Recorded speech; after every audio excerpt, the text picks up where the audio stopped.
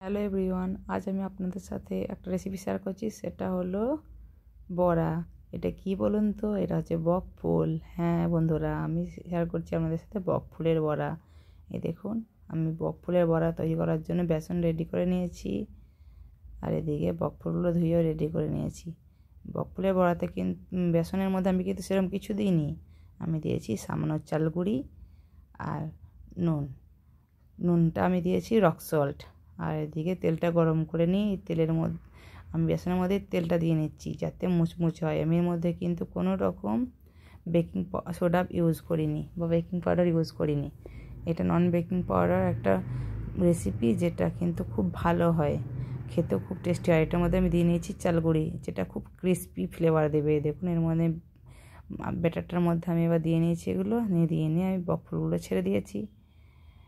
আর ছেড়ে দেওয়ার পর দেখুন কিছুটা এরকম দেখতে হয়েছে, আর খেতেও দারুণ হয়েছে। তো কেমন লাগলো একটু জানাবেন। ধন্যবাদ।